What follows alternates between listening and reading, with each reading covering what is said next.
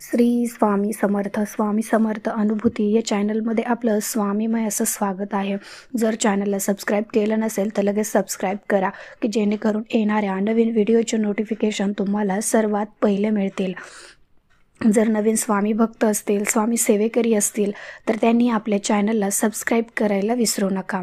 जर तुमचे असेच काही स्वामी अनुभव असतील तर मी दिलेल्या नंबरवर तुम्ही मला नक्की व्हॉट्सअप करू शकता. तर बघा, आपल्या घरामध्ये ज्या काही अडचणी असतात, ज्या काही प्रश्न चाललेले असतात किंवा आपले कोणतीच कामं मार्गी लागत नाहीत, सगळं अपयश म्हणजे आपण एखाद्या कामाला नवीन सुरुवात करतो पण आपल्याला अपयश येतं, असं का होतं त्याच्याबद्दल आज मी तुम्हाला सर्व माहिती सांगणार आहे. त्यामुळे हा व्हिडिओ तुम्ही शेवटपर्यंत बघा, की जेणेकरून तुम्हाला तुमच्या सगळ्या प्रश्नांची उत्तरं मिळतील.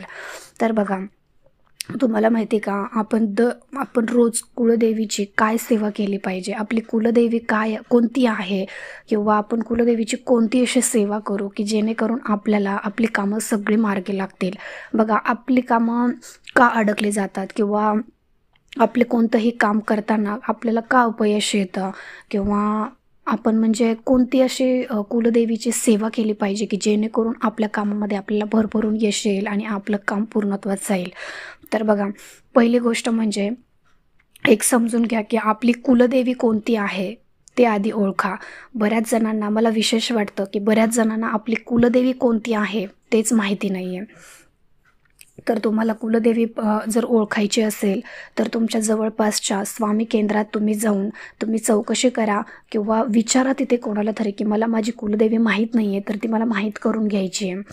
तर तुम्ही तिथं गेल्याच्या नंतर तुम्ही विचारलं की तुम्हाला सांगतील ते. आणि त्याच्यानंतर तुम्ही बघा की तुम्ही आत्तापर्यंत तुम्ही बरोबर तुमच्या कुलदेवीची सेवा करत होतात का, की तुम्ही असं नको व्हायला तुमची कुलदेवी सोडून तुम्ही दुसऱ्या म्हणजे देवीची सेवा करताय. म्हणजे कसं की म्हणजे तुम्ही तुमच्या आईची सेवा न करता तुम्ही तुमच्या मावशीची सेवा करताय, असं नको व्हायला. म्हणून तुम्ही तुमची कुलदेवी पहिले माहीत करून घ्या काय आहे, कोणती आहे ते. आता समजा तुमची जर तुळजापूरची देवी असेल तर तुम्ही तुळजापूरच्या देवीचीच पूजा करत आहात का हे पहिले माहीत करून घ्या. आता समजा तुमची कुलदेवी जर तुळजापूरची आहे आणि तुम्ही जर पूजा करताय कोल्हापूरच्या देवीची, तर ते असं चालणार नाही. असं मी म्हणणार नाही की तुम्ही कोणत्याच परत देवीला मानू नका, माना, पण पहिले तुमची कुलदेवी कोणती आहे तिची तुम्ही मान सन्मान, म्हणजे त्या देवीचं तुम्ही मान सन्मान करताय का, किंवा त्यांची पूजा करताय का, तुम्ही वर्षातून एकदा त्या स्थानावर जाताय का, हे तुम्ही सगळं तपासून बघा. आणि त्यामुळे आपल्या घरातली कामं मार्गी लागत नसतात. जेव्हा तुम्ही कुलदेवीची सेवा तुमच्या हातून होत नाही तेव्हा तुमच्या कामामध्ये सतत अपयश किंवा जे काही रखडलेली कामं असतात ते मार्गी लागत नाहीत.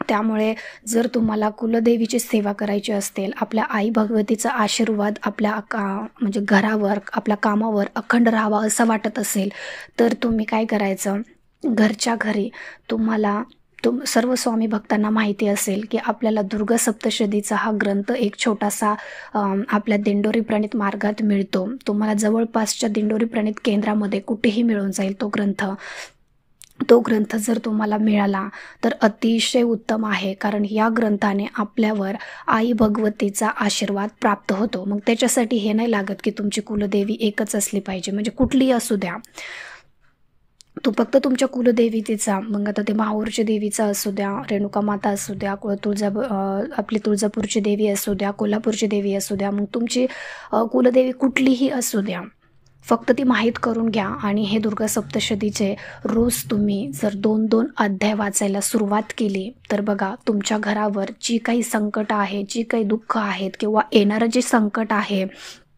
किंवा एखाद्याचं वैवाहिक आयुष्यामध्ये ज्या सांसारिक म्हणजे प्रगती होत नाही आहे, काही सांसारिक प्रश्न आहेत, कोणाचं लग्न जमत नाही आहे, नोकरी लागत नाही आहे, किंवा लग्न जमलेली पण मोडत आहेत, मुलाचं आणि बापाचं जमत नाही आहे, अशा वेळेस तुम्ही जर दुर्गा सप्तशतीच्या पाठाचं रोज पठण केलं, सगळ्यात महत्त्वाचं, लग्नासाठी खूप प्रभावशाली अशी ही सेवा आहे. कारण जर आपल्यावर आई भगवतीचा आशीर्वाद असेल तर लग्न आपल्याला लवकरात लवकर कुठे ना कुठेतरी जमतं आणि बाकीचेही कामं मार्गी लागतात, कारण आपल्या घरावर आपल्या आई भगवतीचा आशीर्वाद आहे.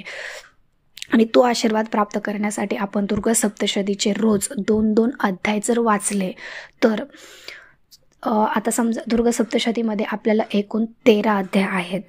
ते 13 अध्याय वाचायला आपल्याला 7 दिवसात एक पाठ होतो, म्हणजेच एक पारायण होतं. एक पाठ म्हणजेच काय तर 1 ते 13 अध्याय वाचायचे. पण हे दुर्गा सप्तशती वाचत असताना डायरेक्ट तुम्ही अध्याय पहिल्यापासून वाचायचं नाही. पहिल्यांदा स्वामी स्तवन वाचायचं, त्याच्यानंतर एक माळ श्री स्वामी समर्थ मंत्राची करायची आणि 24 वेळेस तुम्ही नवरणव मंत्र घेऊ शकता किंवा एक माळ केलं तरीही चालेल. त्याच्यानंतर तुम्ही दिव्य कवच वाचायचं, रात्री सूक्त वाचायचं, अर्गला स्तोत्र वाचायचं आणि त्याच्यानंतर अध्याय पहिल्याला सुरुवात करायची. पण हे फक्त तुम्ही पहिल्या दिवशी करायचं. पहिले 1 ते 2 अध्याय वाचताना हे सगळ्या सेवा पहिल्या दिवशी करायच्या. त्याच्यानंतर दुसऱ्या दिवशी तुम्ही 3 ते 4 अध्याय वाचू शकता. त्याच्यानंतर तिसऱ्या दिवशी तुम्ही 3 ते 6 असे अध्याय वाचू शकता. पहिल्या दिवशी तुम्ही 1 ते 2 अध्याय वाचले, पहिले 2 वाचले. दुसऱ्या दिवशी तुम्ही 3 ते 4 अध्याय वाचायचे. तिसऱ्या दिवशी तुम्ही 5 ते 6 अध्याय वाचायचे. अशा पद्धतीने तुम्ही जर 2 अध्याय वाचले तर 7व्या दिवशी तुम्हाला फक्त 13 अध्याय, 13वा एकच अध्याय राहतो. आणि त्याच्यानंतर तुम्हाला 13 अध्यायाच्या नंतर ते तांत्रिक मूर्ती रहस्य, वैकृतिक रहस्य वगैरे वाचायचं आणि क्षमा प्रार्थना स्तोत्र आहे शेवटी आपल्याला ते घ्यायचं. ते का घ्यायचं असतं बघा, आपले अध्याय आपण पूर्ण एक पाठ करतो, ते पूर्ण अध्याय वाचताना आपल्याकडून ज्या काही वाचण्यामध्ये चुका झालेल्या असतात किंवा आपल्याकडून मन विचलित झालं असेल, अभद्र बोललं गेलेलं असेल किंवा काही मोठी पापं झालेली असेल, कर्म झालेली असतील, तर त्याच्यासाठी आपल्याला हे क्षमा प्रार्थना स्तोत्र वाचायचं असतं.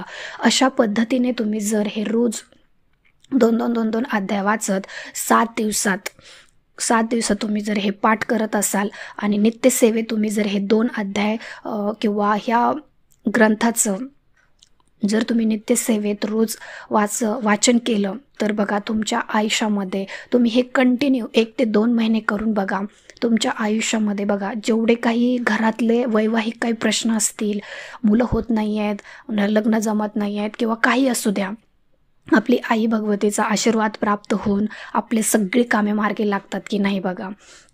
आणि जर तुम्हाला 2 अध्याय जर वाचणं शक्य नसेल तर तुम्ही कमीत कमी दर मंगळवारी किंवा दर शुक्रवारी तुम्ही पूर्ण एक पाठ करू शकता. कारण कसं असतं, आता जेव्हा तुम्हाला आता 2 अध्याय नाही वाचणं झालं तर तुम्हाला समजा आता कुठं कोणाला लग्नाला जायचं असतं, बाहेरगावी जायचं असतं, कोणाला नातेवाईकांकडे जायचं असतं, तर तुम्हाला हे वाचणं शक्य जर नाही झालं तर तुम्ही काय करायचं आहे, दर मंगळवारी किंवा दर शुक्रवारी तुम्हाला आपल्या आई भगवतीची सेवा करायची. म्हणजेच काय तर दुर्गा सप्तशतीचा पाठ करायचा आहे. आणि हा पाठ करायला कमीत कमी 1 ते 1.5 तास लागतो, जास्तीत जास्त 1.5 तास लागेल.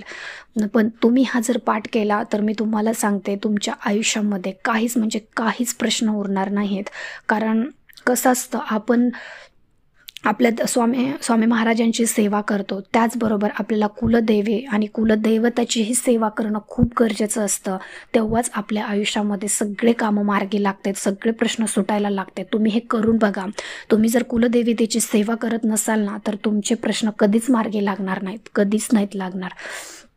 तुम्ही ही सेवा करायला सुरुवात करा. बघा तुमच्या आयुष्याचे सगळे प्रश्न मार्गी लागतील आणि आयुष्याचं सोनं झाल्याशिवाय राहणार नाही. तुमचं नशीब 1 महिन्यात म्हणलं तरी बदलेल.